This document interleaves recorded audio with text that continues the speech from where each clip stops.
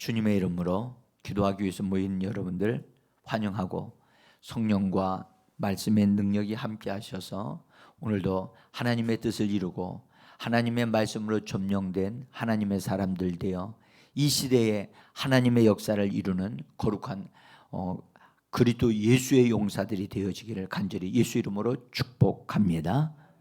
잘 오셨습니다.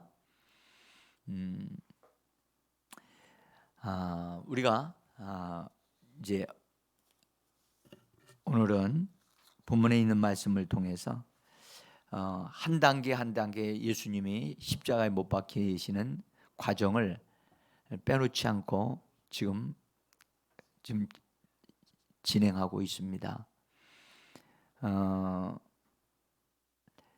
이렇게 성경을 보니까 또 더 자세히 보게 되어지고 또 주님을 더 깊이 알게 되어지는 것 같아요. 참 우리가 쭉 읽는 것도 은혜가 되지만 집중해서 그 사건을 사복음서를 통해서 집중해서 살펴보면서 우리가 그 말씀을 깊이 이해한다는 것 우리의 신앙생활에 매우 도움이 된다고 저는 봅니다. 골고다에서 우리 어제 골고다에 대한 비밀도 보았고 또 어쨌든 우리가 예수님이 골고다에서 십자가에 못 박히실 때 있었던 일들 우리가 좀 보고 있는데요. 이 사도 요한은요, 요한복음을 쓰면서 매우 다른 복음서 기자들과는 전혀 다른 각도에서 이 부분을 썼어요. 그래서 요한은 정말 참 탁월한 게 우리로 하여금 성경을 정확하게 볼 수 있도록 안내를 해주었다 그렇게 생각이 듭니다. 여러분들이 요한복음 19장에 읽어보면 그냥 제가 간단하게 여기 한번 보세요. 그 15절을 보시면 15절 19장 15절이에요. 그냥 이건 제가 여러분들 그냥 성경을 보셔야 됩니다. 여기 종이에 써 있질 않아요. 거기 보면 그들이 소리질러 지르되 없이 하소서 없이 하소서 그러잖아요. 그다음에 그렇게 해서 그들이 소리를 질렀다. 이 그들이 누구죠? 이제 여러분들은 어느 정도 익숙해져서 알죠. 그다음에 16절을 한번 읽어봐요. 같이 시작. 이에 예수를 십자가에 못 박도록 그들에게 넘겨주니라. 여기서 그들이 누구죠? 자, 그러면 17절에서는 같이 읽읍시다. 시작. 그들이 예수를 맡음에 예수께서 자기의 십자가를 지시고 해골이라 하는 곳에 그렇죠? 여기도 그들이 누굴까요? 그러니까 지금 여기서 같은 표현을 그들이 그렇게 하고 있어요. 응? 그러니까 앞에서 그들이 십자가에 못 박으라 막 외쳤던 그 사람들을 계속해서 끌고 나가서 그들이 예수를 자기의 십자가를 지시고 골고다 쪽으로 가도록 그들이 그렇게 했다. 그다음에 18절에서는 보면 한번 또 보세요. 그들이 거기서 예수를 십자가에 못 박을세. 그러니까 그들이 박았어요. 그들이 누구죠? 유대인들이에요. 이거 분명하게 유대인들이 못 박았고 유대인들이 막 고함 지르고 막 그랬었겠다. 그들로 계속해서 나가다가 우리가 오늘 읽었던 말씀에 이제 갑자기 23절을 보시면 23절을 보면 뭐라고 그러냐면 군인들이 예수를 십자가에 못 박았고 그렇죠. 근데 이 말씀과 위로 올라가 보세요. 18절을 보세요. 그들이 거기서 예수를 십자가에 못 박을세 그랬죠. 같은 표현인데 앞에서는 그들이 박았다고 얘기하고 밑에서는 군인들이 박았다 그렇죠. 그러니까 이렇게 요한은 우리들로 하여금 아주 성경을 정확하게 보도록, 바르게 보도록 우리를 이끌어가고 있다는 거예요. 그래서 예수님이 십자가에 못 박히도록 해서, 그다음에 십자가에 못 박은 자들은 유대인들이라는 거예요. 주체는 유대인들이고, 그것을 실행한 사람들은 로마 군인들이라고 하는 것을 참 날카롭게 이렇게 지적을 하고 있어요. 그러니까 이 말씀은요, 나중에 그 사도행전에 가서 이 말씀이 탁 크로즈업돼요. 그래서 베드로와 사도들이 유대인들을 향하여 너희가 죽인 예수다라고 지적을 해요. 굉장히 강한 말씀이에요. 유대인들을 뭘로 몰아가느냐? 살인자로 막 몰아가요. 그러니까 유대인들이 그 소리를 굉장히 싫어하는 거예요. 스데반 집사님이 너희가 죽인 예수라 그렇게 막 지적을 하니까 들었던 사람들이 뿔이 나서 예수를 죽였다고 하는 그 말을 듣고 돌을 들어서 친 거예요.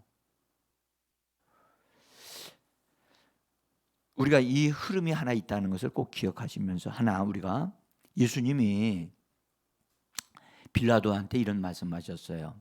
나를 너에게 넘겨준 자들의 죄가 더 크다. 이건 주님이 이미 알고 계셨던 거지요. 그죠?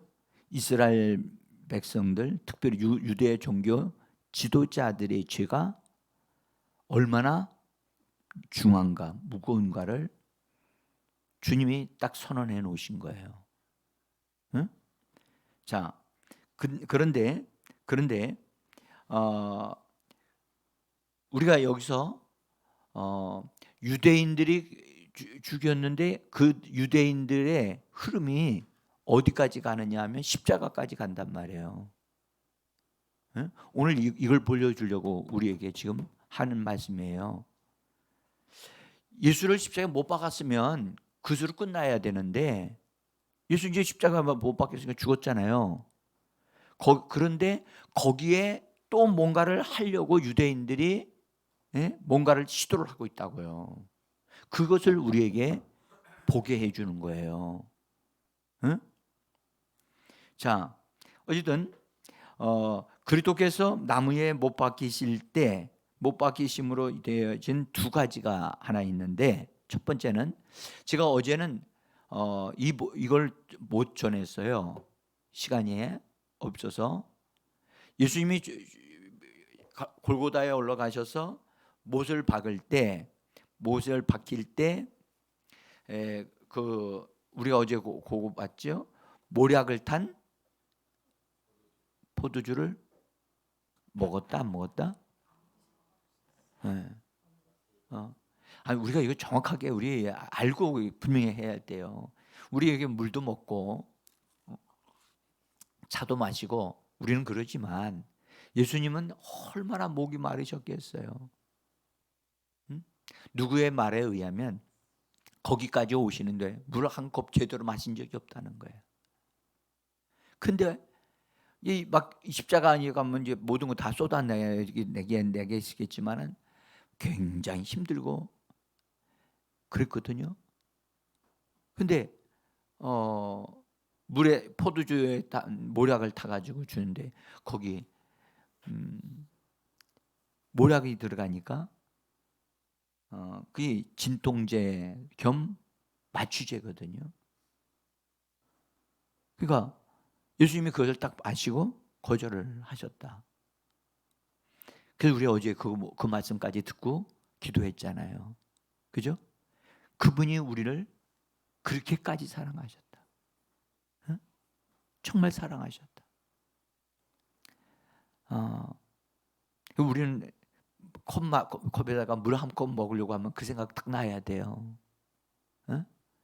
정말 주님은 이 물 한 컵도 제대로 못 잡수셨는데, 그리고 한 컵 포도주 드린다고 포도주인 줄 알았더니 마취제가 들었는데 당연히 그 마취제는 예수님의 십자가 못 박히실 때 고통을 덜에 감해 주니까 유익하니까 마실 수도 있으시련만 어? 죄와 저주와 고통에 대한 그것을 온전히 감당하시려고 그것을 그냥 다 감당하기 위하여 그걸 거절하셨다고 하는 거예요. 철저하게 그분은 자기가 감당하고자 하는 것을 조금도 감하지 아니하고 정말 100% 이상 그분이 다 감수했다는 거. 우리 같으면 조금 힘들면 주여 이거는 이 집사님이 하게 하시옵소서. 주여 이건 누구나 하지 전도사님이 하게 하시옵소서. 그런데 주님은 그거 하나도 그래서 지극히 작은 것에 충성하는 자가 큰 것에도 충성한다고 하셨어요. 여러분들 우리 이 땅에서 주님이 우리에게 맡기신 일들, 충성하는 일들, 큰 것에 충성하려고 하지 말고 작은 것부터 충성할 때 끝까지 우리가 큰 일도 충성할 수 있는 하나님의 사람이 되어질 줄 믿습니다. 이게 중요하거든요. 근데 큰 것만 말할 때가 있어요. 큰 것만. 여러분들 기도원에 올라가서 산에서 가서 쫙 외치면서 기도할 때 뭐라고 기도하죠? 쫙 세계를 변화시킬 수 있는 능력을 주시옵소서.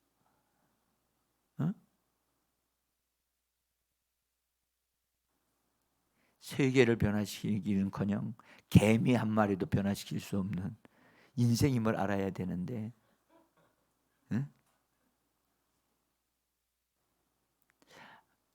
여러분 우리가 어쨌든 그래서 정말 하나님이 우리에게 역사하지 아니하시면 우리는 아무것도 할 수 없어요. 그래서 우리가 겸손함으로 매일마다 하나님이 주신 은혜로 하나님이 주신 능력으로 그렇게 살아가는 우리가 되기를 원합니다.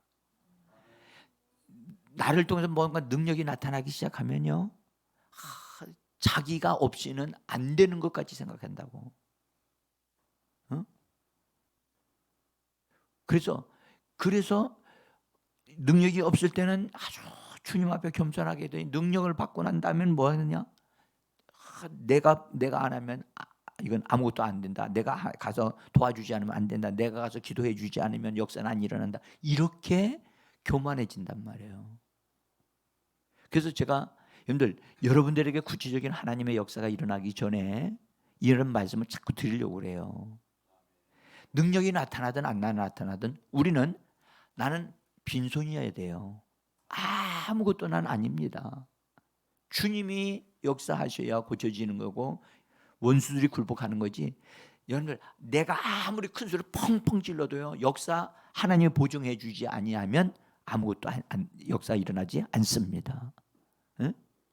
하나는 잘 우리가 아는 것은 여러분들 은사를 받아서 하나님의 역사가 일어날 때는 여러분들 알아야 될 것은 은사를 받은 다음에는 그 사람이 탈선을 해도 어느 정도까지는 은사가 계속 나타나요. 은사가.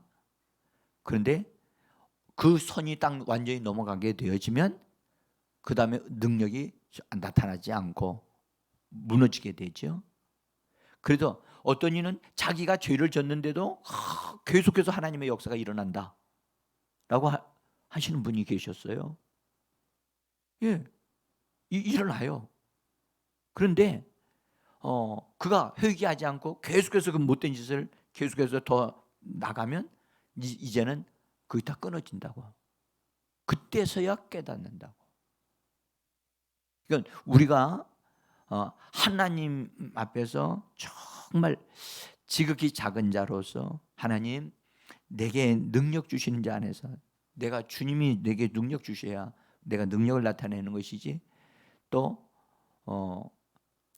능력이 나타난다고 해서 그건 우리가 한 것이라고 여러분들 자만해서도 안 됩니다. 자, 일단 우리가 같이 이제 우리 자신들 자꾸 내어드리면서 우리를 성령과 말씀으로 점령되어져 가게 되어지면 여러분들 자연스럽게 하나님의 역사가 일어납니다. 아멘. 말씀의 역사가 일어나고 성령의 역사가 일어납니다. 나는 여러분들에게 성령의 역사가 일어날 뿐만 아니라 더 분명한 것은 말씀에 의한 역사가 일어나는 사람이 되어져야 돼요. 예? 그러니까 말씀에 의해서 일어나는 역사와 성령에 의해 일어나는 역사를 보면 역사한다는 건 하나님의 역사는 이면 둘 다 맞지만 여러분들 변함없이 끝까지 하나님이 밀어주시고 보증해 주시는 것은 말씀의 역사입니다. 그래서 말씀이 튼튼하게 확고하게 우리 속에 자리를 잡아야만 합니다. 응? 자, 그 두 강도 예수님을 두 강도 사이에 딱 두었어요. 이건 누구의 전략이죠? 응? 한번 여러분 생각해 봤어요? 왜 예수님을 가운데 뒀을까?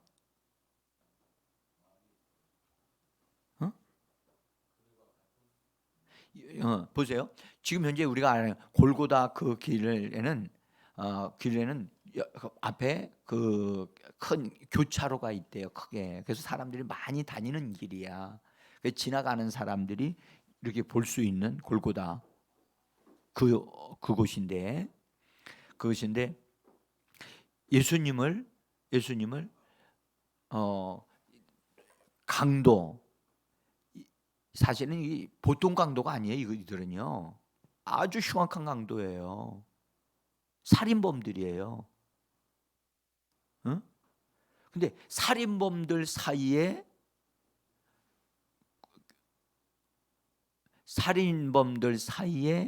예수님을 가운데 딱 세워둔 것은 예수님 것만 더 크게 올리고 다른 사람들은 작게 올렸나요? 십자가를? 똑같아요. 그러면 왜 그랬을까? 여러분들 우리는 여기에 예수님을 십자가에 못 박은 자들이 아까 누구라고 했어요? 유대인들의 전략이 들어가 있는 거예요. 에? 십자가에 예수를 매단 것으로 끝나지 않고 유대인들의 입장에서는 거기 지나가고 외국에서도 오고 유월절을 지키기 위해서 오는 많은 사람들이 있는데 그 사람들이 예수님을 위대한 분으로 기억하기를 원하지 않았던 거예요. 그래서 강도들 사이에 두면 사람들은 다 누구만을 생각하느냐? 강도들이야.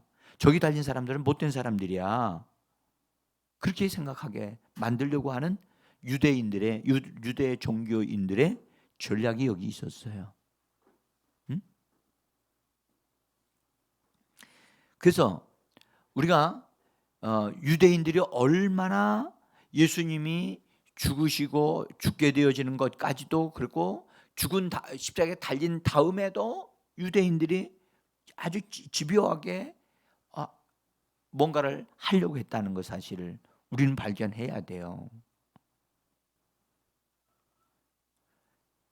자, 그래서 이제 가운데 예수님을 두셨는데 그 유대인들의 그 전략도 있었지만 사실은 이사야서 53장에 보면 하나님이 이미 예언해 놓으셨어요. 선지자를 통해서. 그래서 이사야서 53장 12절인데요. 12절 한번 같이 읽어보겠습니다. 그가 자기 영혼을 버려 사망에 이르게 하며 범죄자 중 하나로 헤아림을 받았음이니이다. 그러니까 범죄자 중에 한 사람으로 그렇게 되어지도록 이미 하나님이 예언을 해놓으셔서 이 예언의 말씀대로 되어지도록 하신 거예요. 그러니까 우리는 여기서 철저하게 하나님은 예수님에게 이루어질 것들을 이미 선지자들을 통해서 이미 다 말씀해 놓으신 거예요. 그래서 그 말씀해 놓으신 것들이 예수님을 통해서 이루어지는 거예요. 참 말씀이 이루어진다. 이거 굉장히 흥미로운 일이에요. 예? 자, 그리고 그래서 이제 유대인들이 의도적인 것이 들어가 있어가지고 그 지나가는 사람들이 유월절 지키기 위해서 온 사람들이 강도들, 저 나쁜 강도들이 그래서 저기 달려서 죽었어. 그렇게 말하도록, 그렇게 인식하도록 그렇게 만든 것입니다. 자, 근데 이게 예수님이 이제 그 전략이 그 계획이 군사들에게 다 통보돼서 그대로 세 개의 십자가가 이제 놓이게 됐고 가운데 예수님이 놓이게 됐는데 이 십자가를 세우기 전에 여러분 세울 때 빌라도가 저기 부하들을 시켜가지고 패를 써가지고 예수님에게만 붙이도록 그렇게 했단 말이에요. 이것은 빌라도가 명령을 해서 되어진 거.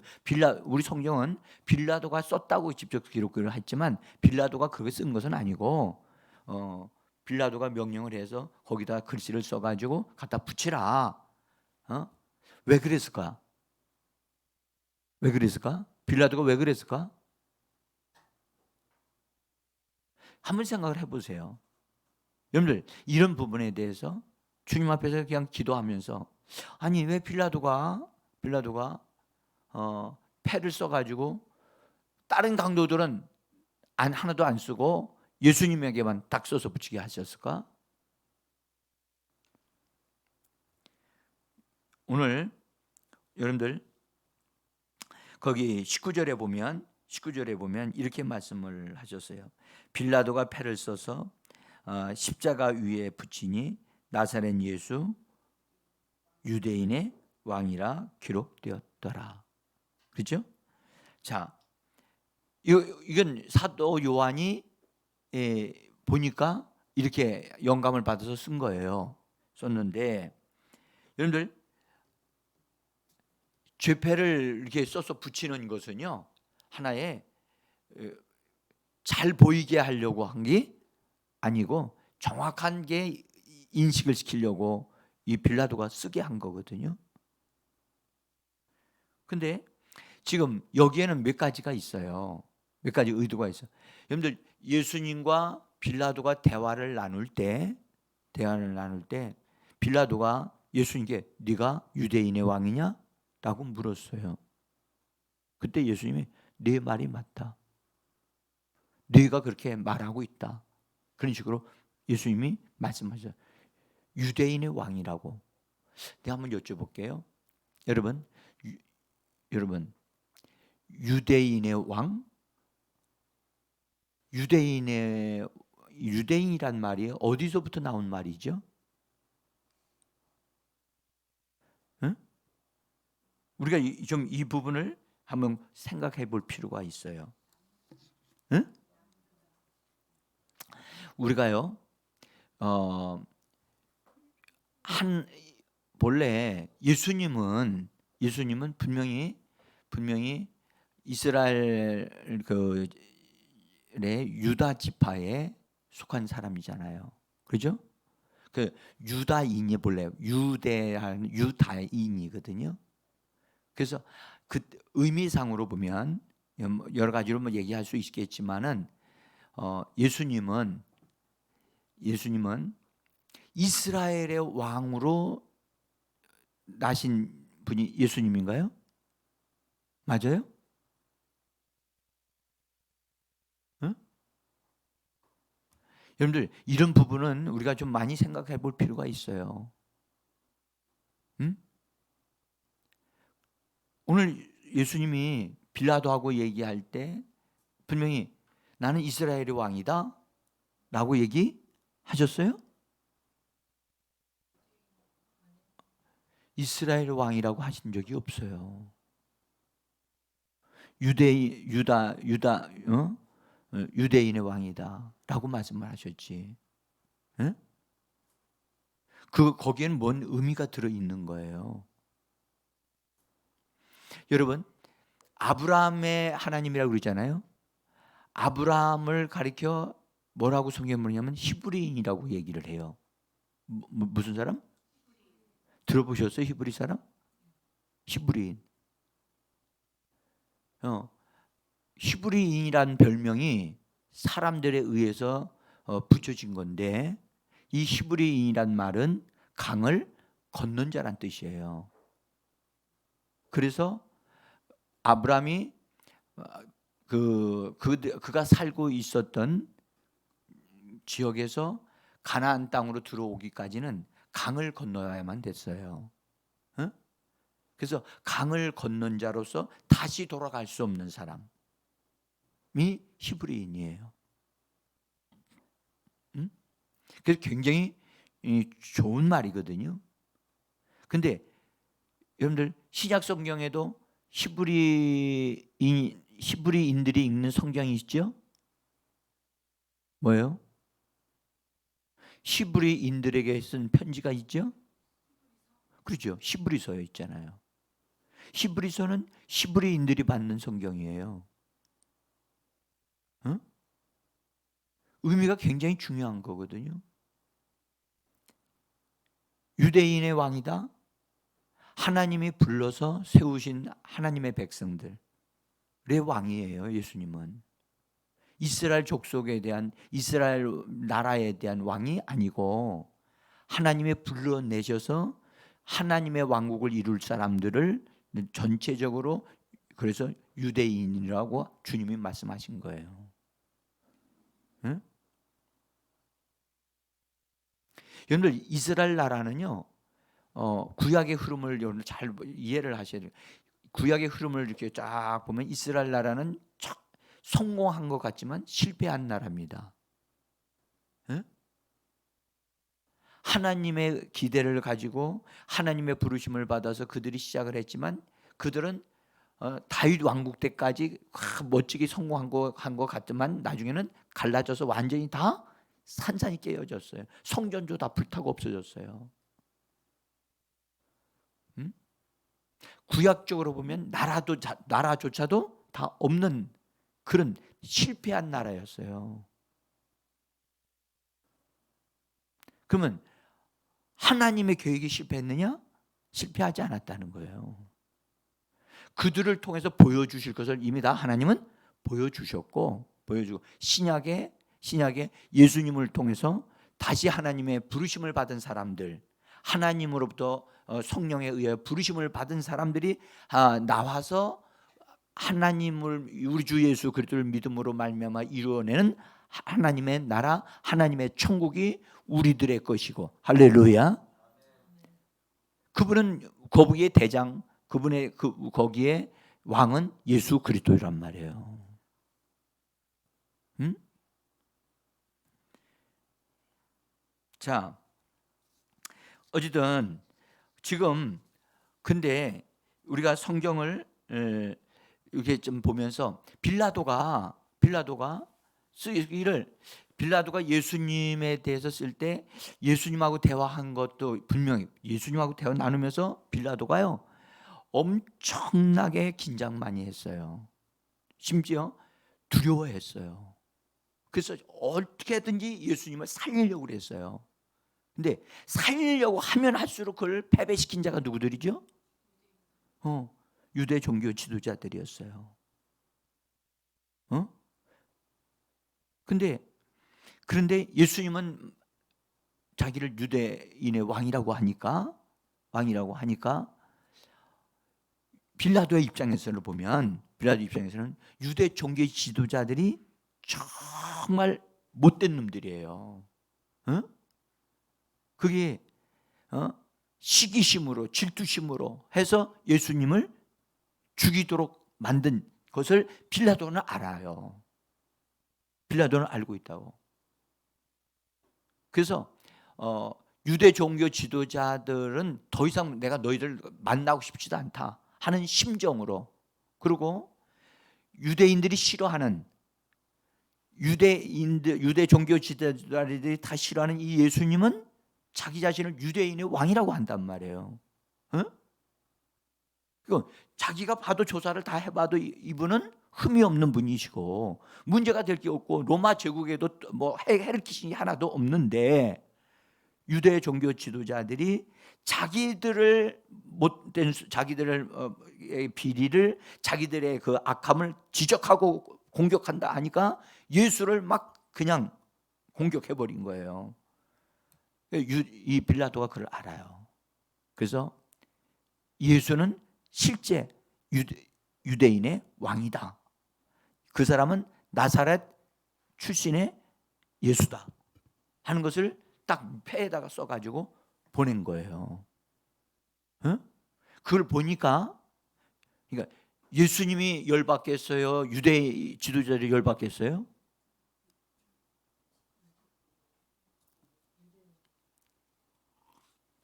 지금요, 여기에 우리가 그냥 예수님의 그 죄패에 붙었다라고 하니까 그냥 빌라도가 써서 붙이라고 하니까 붙인 거가 다, 우리는 그렇게 생각하고 쭉 읽어 내려갈지는 모르는데, 여기에 많은 어떤 것들이 있다는 사실을 알고 보셔야 된다는 거예요. 응? 그래서 거기서 한 사람이 와서 이거 죄패를 붙이라 해가지고 붙였는데, 써가지고 온 사람이 얼마나 놀랍겠느냐, 거기 빌라도가 일일이 다 지시한 거예요. 지시를 했는데 거기는 거기에 그 죄패에 그렇게 예수님에 대한 걸 썼는데 세 가지 나라 말로 썼다는 거야. 응? 하나는 히브리 말로, 하나는 로마 말로, 하나는 헬라 말로, 이 세 개. 근데 여러분들, 히브리 말로 쓴 것은 사실은 히브리적인 것으로 한다면 그들은 종교의 중심지하면 히브리 말이에요. 그 다음에 여러분, 정치와 법, 세상의 정치의 나라로 세계를 지배한 나라가 로마예요. 로마. 그 로마 언어로. 그 다음에 문화의 발전을 이룬 나라가 바로 헬라 나라, 그리스 나라. 이 세계는 세계의 아주 세계의 3대 요소를 다 가지고 있는 것이 이 세계의 나라의 언어고, 또 하나는 여러분들 그 당시에 전 세계에 사용하는 언어들이거든요. 언어들인데 이 언어가 예수님의 십자가에 세 개가 다 새겨졌다는 것은 앞으로 모든 세상에 예수의 복음이 다 전해질 것에 대한 예고장과 같은 거예요. 응? 이게 정말 놀라운 일이죠. 그냥 된 게 아니라고요. 응? 히브리 언어는 하나님의 말씀은 1.1획도 변함이 없다는 것을 증거해 주는 것이고, 헬라 말은 여러분들, 이 헬라 말은 번역이 다양하기 때문에, 번역이 아주 다양해서 모든 백성들에게 다 증거할 수 있는, 그래서 그때 당시에 전 세계 공통 언어가 헬라 말이었단 말이에요. 지금 이 세상의 공통 언어가 뭐예요? 영어잖아요. 그러니까 전 세계적으로 나가도록 복음이 확산될 것에 대한 것을 하나님이 이런 방법으로 알려주신 거예요. 이걸 누가 하게 한 거예요? 빌라도가 하게 한 거예요. 그것을 할 때 하나님이 그 빌라도 자체가 양심상, 그의 양심이 예수님을 살려고 했는데도 그렇게 하다가 그들이 막 소요가 일어날 것 같으니까 자기가 알고 기준을 딱 잡기를 이 사람 죄 없다 했는데 데모가 일어나려니까 그들의 만족을 위하여 예수를 내어준 거란 말이에요. 이게 합당하지 않잖아요. 양심에 가책이 돼요, 안 돼요? 양심에 가책이 되잖아요. 그러니까 그런 여러 가지 복합적인 것이 들어서 예수님에 대한 것을 정확하게 이렇게 기록해 가지고 딱 써놓은 거예요. 이것이 여기에도 하나님의 계획이 있는 줄 믿습니다. 응? 우리도 이거 정확하게 알아야 돼요. 그런데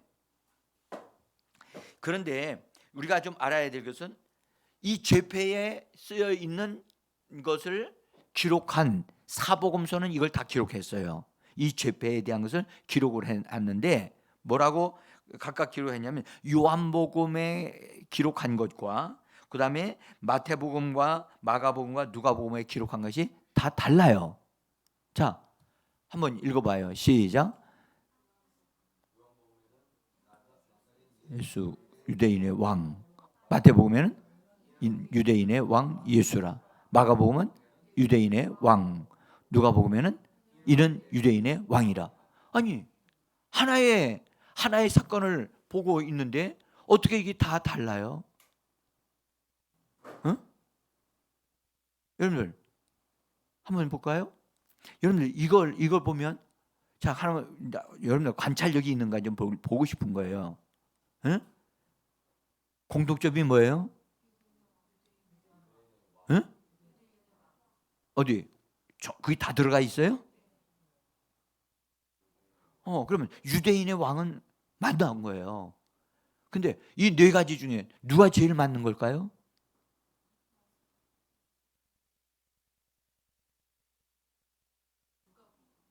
누가복음? 누가복음? 왜요? 왜 그러죠? 누가가 정확하게 쓴 것 같다. 뭐 조금 이렇게 가까이 가려고 하지만 정답은 아니었어요. 응? 왜요? 근거가 뭐예요? 그게 근거가 안 되죠. 응? 여러분들 성경을 이렇게 봐야 돼요. 이래야 재미있어요. 어? 그냥 읽어가면 아이고 그런 거 보다. 이게 그러니까 우리가 흥미가 없는 거예요. 어? 분명히 이 중대한 사건을 기록을 하는데, 어? 이 하나님의 성령의 영감을 받아서들 다 기록했고 했는데, 이거 다 맞긴 맞는데 공통적으로 다 들어있어. 맞아. 그런데 정확한 것은 누굴까? 어? 대충 두드려 잡아볼까요? 여러분들 그렇게 알면 안 되잖아요. 어? 그래서 우리가 성경을 자세히 그 다음에 실제 그러한가 하여 살펴보고 그래야 되는 거예요. 여러분들 하나 봅시다. 여기서 이걸 기록한 사람들 중에 예수님의 제자가 누구예요? 또 있어요? 어? 아니 예수님의 제자가 이 사복음서에 기록한 사람들 중에 예수님의 제자가 누구 있어요? 아니 좀 예수님 제자도 생각이 안 나요? 어? 요한밖에 없어요? 어? 마태복음 누가 기록했어요? 마태는 제자 아니에요? 마태가 레위라고 하는 마태인데요. 여러분들 마태가 제자가 아닌가요?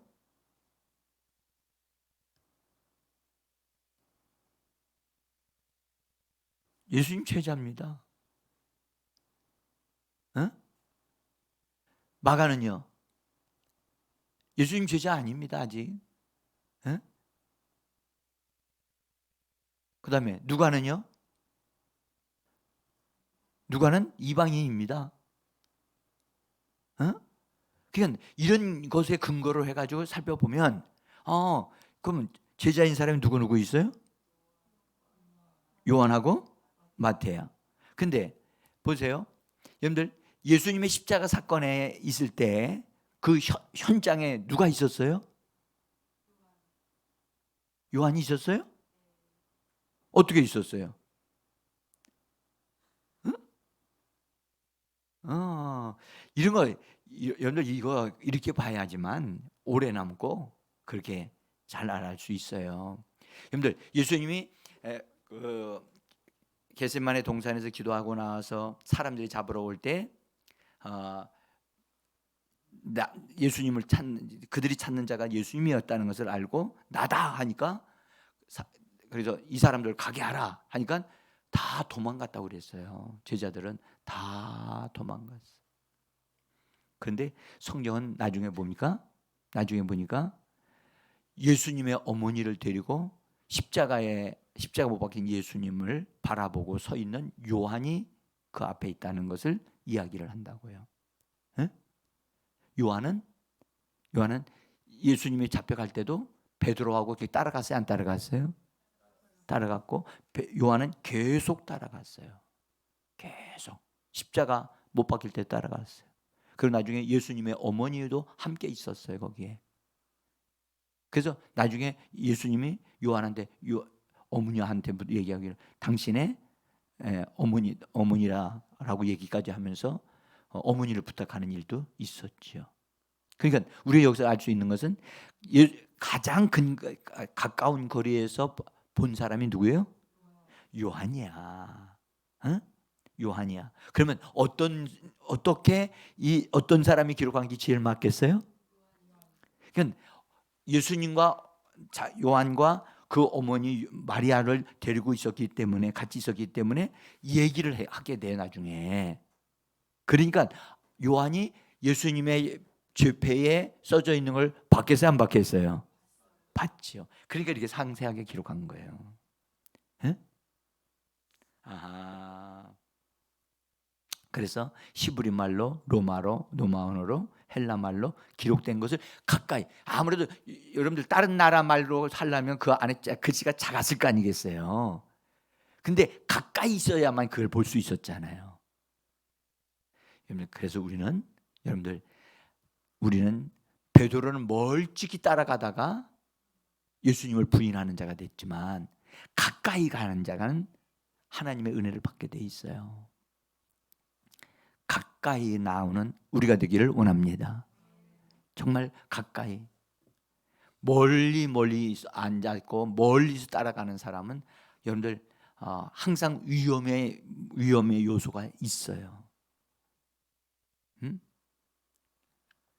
자, 그래서 우리가 분명히 알 수 있는 것은 요한의 기록이 정확한 기록이로구나 하는 것을 알 수가 있어요. 근데 요한이 뭘 기록했어요? 나사렛 예수 유대인의 왕이라고. 그래서 그의 출신을 딱 정확하게 기록한 거예요. 나사렛으로부터 난 예수인데 그는 유대인의 왕이다. 이것도 정확하게 알지 못하는 성도가 되면 되겠어요. 적어도 우리는 예수님을 사랑하는 자들인데.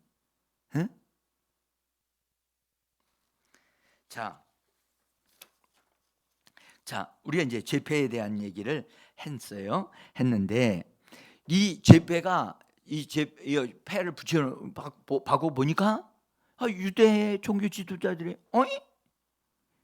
그들 마음에 들어요, 안 들어요? 왜 안 들죠?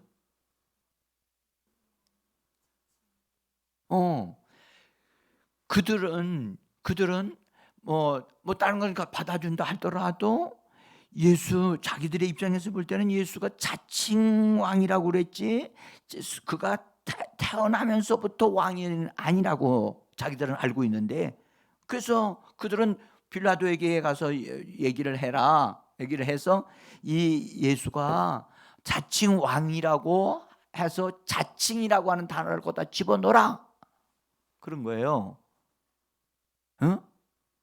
여기에 종교 지도자들이 압박이 강해진 거야. 뭔가가 그들의 마음에 안 드니까 이거 바르게 자기들 마음대로 고쳐주라. 그러니까 그 보고를 받은 빌라도가 뭐라고 대답했어요? 내가 쓸 것은 썼다. 아주 중요한 말이에요. 내가 써야 할 것은 썼다. 더 이상 가감할 게 없다. 내가 써야 할 것은, 마땅히 내가 해야 될 것은 마땅히 했다. 그렇게 얘기를 하는 거예요. 여러분들, 빌라도가 예수님이 이게 심판받을 때 우유부단했었잖아요. 그렇죠? 우유부단한 결과 잘못된 결정을 내렸잖아요. 그래서 예수를 넘겨줬다고. 근데 그 소요가 잔잔해지고 이제 십자가에 못 박은 상태가 되어지니까 소요가 없으니까 빌라도가 정신이 들었던 거예요. 그래서 그분은 죄가 없는 분인데 자기가 내어줬으니까 그걸 어쩔 수 없잖아 지금. 근데 자기가 써야 할 거는 분명히 썼다. 이것은 옳은 것이다. 바르게 쓴 것이다. 하고 그가 유대인의 항의, 유대인의 요구를 단호하게 거절합니다. 너희는 더 이상 이것에 대해서 말하지 마라. 내가 써야 할 것, 내가 해야 될 일을 내가 한 것인데 너희가 감히 이것에 대해서 도전하느냐? 그 말이에요 지금. 이 말 속에는 유대인들을 배격하고 유대인들을 미워하는 빌라도의 마음이 들어있어요. 근데 제가 말씀드리려고 하는 것은 여러분들 여기서 중요한 것은 빌라도가 우유부단한 상태에 있지 않다는 거예요. 그러니까 냉철해지는 거예요. 그래서 우리가 여러분들 우리의 삶의 현장 속에서 어떤 것을 결정을 내릴 때 우유부단하고 환경에 막 치우치게 되어지면 이건 결정을 제대로 할 수가 없어요. 없다고. 그래서 그것을 하나님께로 가지고 나와서 하나님 앞에 기도하면서 냉철하게 그 부분을 딱 보고 하나님이 원하시는 것이 이거라구나 하고 할 때 확실하게 결정을 내릴 수 있는 그런 사람으로 우리 자신이 성령의 인도를 받아 하나님이 원하심을 딱 결정할 수 있는 하나님의 사람으로 우리를 세워야 될 줄 믿습니다. 이거 우리가 분명하게 여기서 배워야 되고 우유부단하면 안 돼. 여러분들 우리 엄마 착한 엄마야, 우리 엄마 좋은 엄마야 라고 하는 건 좋아. 근데 그 말 속에 우리 엄마는요 내가 해달라고 하는 거 다 해주는 엄마예요. 그 말이 들어가면 안 되겠죠? 우리 엄마는 내가 요구해도 해줄 것은 해주고 안 해줄 것은 안 해주는 엄마예요. 그렇게 되어져야 그 엄마가 좋은 엄마예요. 맞아요 안 맞아요? 그런데 아이들이 원하는 거 다 해주는 엄마는 절대 좋은 엄마가 아니고 나쁜 엄마예요. 자식을 망하게 하는 엄마예요. 과하게 자식을 사랑하는 것은 그 자식을 무너지게 하는 거예요. 그래서 이 부분에 대해서 우리가 해야 될, 내가 해야 될 것, 내가 써야 할 건 내가 썼다. 내가 해야 될 의무, 내가 해야 될 일들은 내가 다른 사람이 나한테 요구한다 할지라도 자칭이라고 하는 단어 하나를 집어넣느냐 안 집어넣느냐는 굉장한 차이가 있는 거예요. 만약에 여기서도 빌라도가 우유부단해가지고 했더라면 유대인들이 막 들고 일어났더라면 거기다 또 써놨을 거예요. 근데 정말로 다행인 것은 얼마나 단호해졌는지 몰라요. 빌라도가. 여러분들 한 번의 실수는 할 수 있어도 그것을 반복해서 실수는 하지 말아야 돼요. 아멘. 우리가 이런 것을 배워야 돼요. 배워야 되고 좋은 엄마, 바르게 하시는 엄마, 그 엄마가 좋은 엄마예요. 좋은 교회, 여러분들 어떻게 하든지 교회 성도들이 기도하지 않아도 복받기를 원하고 하나님 앞에 바르게 신앙생활을 하지 않는데도 무조건 되고 복을 받으면 된다고 생각하고 설교하면 그건 잘못된 거예요. 성도가 마땅히 짊어지고 바르게 행해야 할 의무가 있는 것은 분명하게 하라고 말을 할 수 있어야 돼요. 아멘. 제가 깜짝 놀란 것은 오늘날 어떤 분이 11조를 신약 시대는 내지 않아도 된다고 방송을 타고서 그렇게 설교를 했다는 거야. 내가 그랬어요. 그것은 거짓 선지자가 거짓 목자다.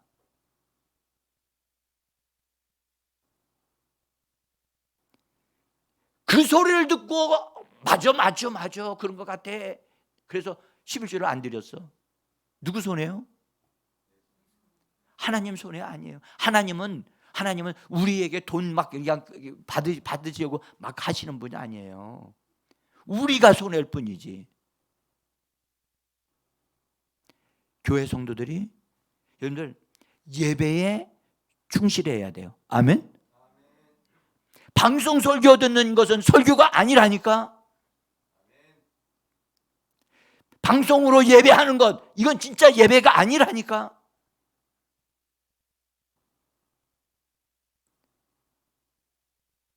하나님 앞에 공적으로 나와 예배 드려야 돼요. 응?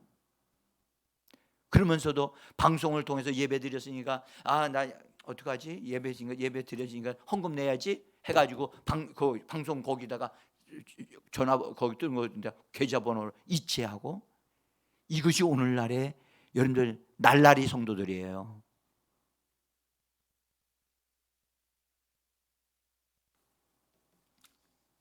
자, 오늘 여기까지만 말씀을 드리고, 여러분들 우리 같이요,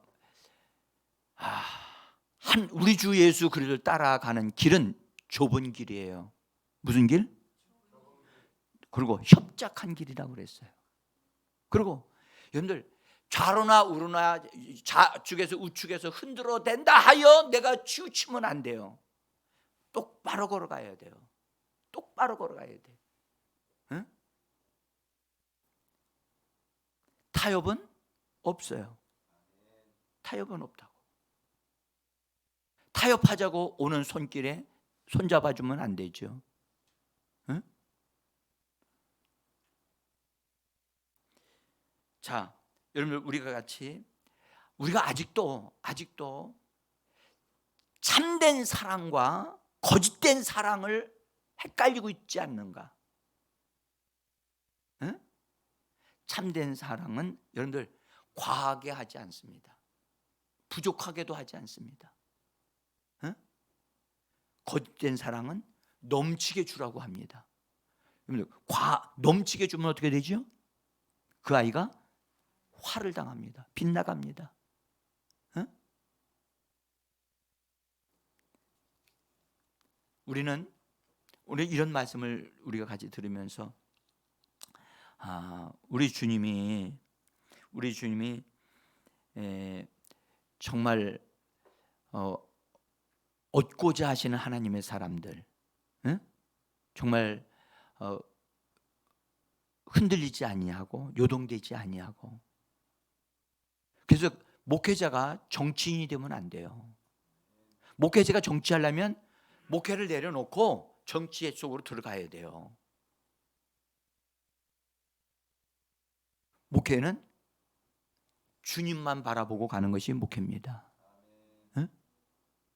그리고 성도들을 온전하게 세워주고 건강하게 세워주고, 그리고 바른 길을 선택하고 바르게 걸어갈 수 있도록 도와주는 역할을 해야 돼요. 아멘.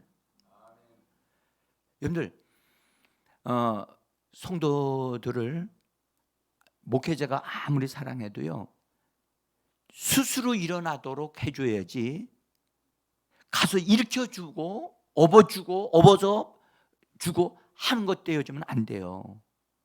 오늘날 우리 한국 교회들이 성도들이요, 기저귀만 차고 다니는 성도들이 너무 많아요. 그래서 기저귀에다 볼일을 다 보고 와가지고 이거 갈아달라고 누구한테 갈아달라요? 그리고도 온다고. 그러니까 스스로 하나님의 말씀을 캐서 먹을 줄도 모르고, 무슨 뜻인지도 모르고 그냥 교회 생활하고 있는 거예요.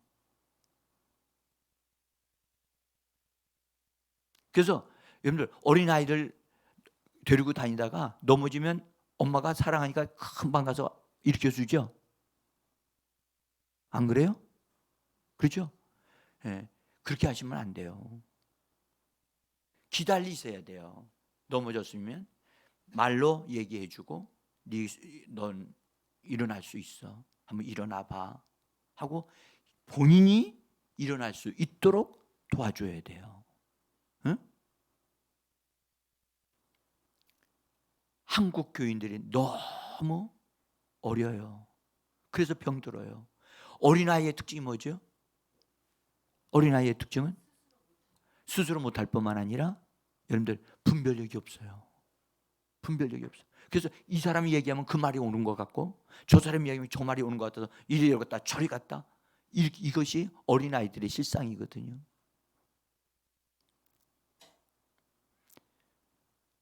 우리는 하나님의 말씀에 눈이 열린 자가 되어지기를 원합니다. 하나님, 오늘 우리에게 이 말씀 주셨는데 하나님, 우리로 하여금 정말 분별력이 있는 자, 그 다음에 반드시 해야 할 것은 했고 해야 될 말은 하고 내가 써야 할 말은 썼다라고 말할 수 있는 결단력 있는 하나님의 사람이 되기를 원합니다. 우리 같이 기도하겠습니다.